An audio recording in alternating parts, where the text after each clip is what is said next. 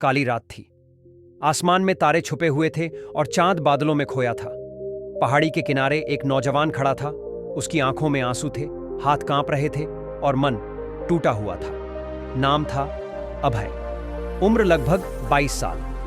पढ़ा लिखा था, पर जीवन में असफलताओं से टूट चुका था। प्रेम में धोखा, नौकरी न मिलना, परिवार का ताना, सबने मिलकर उसे उस कगार पर खड़ा कर दिया जहां आगे बस खाई थी। उसने आंखें बंद की और मन ही मन बोला, अब और नहीं, बस एक कदम और। तभी हवा में कोई फुसफुसाहट हुई। पीछे से किसी की आवाज आई, रुको। अभय ने चौंक कर पीछे देखा। एक साधु खड़ा था। बहुत शांत चेहरा, नर्म आंखें और हाथों में कोई डर नहीं। वो साधु कोई और नहीं, गौतम बुद्ध थे।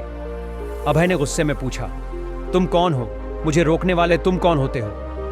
बुद्ध ने धीरे से कहा, मैं वो हूं जिसने भी कभी यही करना चाहा था, पर सांस ने मुझे रोक लिया।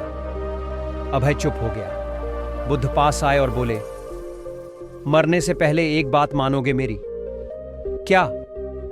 अभय ने झुंझलाकर कहा। बुद्ध बोले, बस एक बार बैठ जाओ और 3 सांसें मेरी तरह लो। मरने से पहले खुद से एक बार मिल लो। अभय बैठ गया। बुद्ध ने आंखें बंद की और बोले, आंखें बंद करो, सिर्फ अपनी सांस को देखो, कैसे वो नाक के रास्ते अंदर जाती है और फिर धीरे से बाहर निकलती है। अभय ने कोशिश की। पहली बार वो बस बैठा रहा और कुछ नहीं किया। पहली बार वो बिना भागे कुछ देख रहा था, खुद की सांस। धीरे धीरे उसकी आंखों से आंसू बहने लगे, पर इस बार वो दर्द के नहीं थे, बल्कि हल्केपन के थे। बुद्ध बोले, हर सांस तुम्हारे अंदर जीवन है। मरने की इच्छा नहीं जाती, बल्कि सांस से जीने की चाह बढ़ती है। अभय ने पूछा, मैं क्यों इतना टूटा हूं? क्यों हर बात मुझे भीतर तक तोड़ देती है? बुद्ध ने मुस्कुराकर कहा, क्योंकि तुमने कभी मन को समझा नहीं। मन हवा में उड़ती चिड़िया है। अगर तुम उसे हर दिशा में उड़ने दो, वो कभी न थमेगी और तुम थक जाओगे। लेकिन अगर तुम उसे एक डाली पर बिठा दो, जैसे सांस पर, तो वही चिड़िया गुनगुनाने लगती है। अभय की आंखें चमक उठीं। मतलब सांस को देखना, मन को बांधना नहीं, बल्कि उसे घर देना है। बुद्ध ने सिर हिलाया। अभय फूट फूट कर रो पड़ा। मुझे बचपन में मां की मौत ने तोड़ दिया था। पापा हमेशा डांटते थे, फिर जिसे चाहा उसने छोड़ दिया। मैं हमेशा कुछ बनने की दौड़ में रहा और खुद को ही खो बैठा। बुद्ध बोले, तुमने अपने शरीर को साफ रखा, पर मन में हर रोज जहर भरते रहे।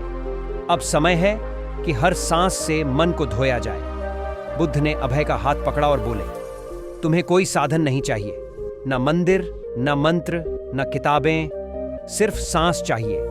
वो हर वक्त तुम्हारे पास है। सुबह की नई शुरुआत रात बीती। अभय वहीं बैठा रहा, अपनी सांसों को देखता, महसूस करता और पहली बार खुद को पहचानता। सुबह की पहली किरण जब उसके चेहरे पर पड़ी तो वो मुस्कुरा उठा। वो पहाड़ी अब मौत की जगह नहीं रही, वो अब जीवन की शुरुआत बन चुकी थी। अभय ने बुद्ध के चरणों में सिर झुकाया।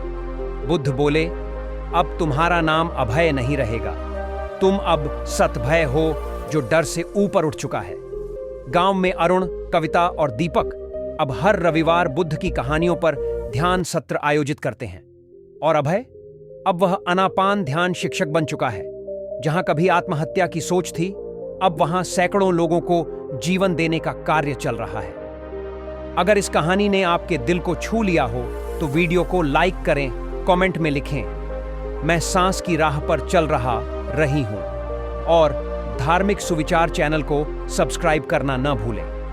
पार्ट 80 में जानिए गौतम बुद्ध की वह घटना जब उन्होंने एक क्रोधित ब्राह्मण को सिर्फ मुस्कुराकर शांत कर दिया और मन की अग्नि बुझ गई केवल श्वास की शीतलता से।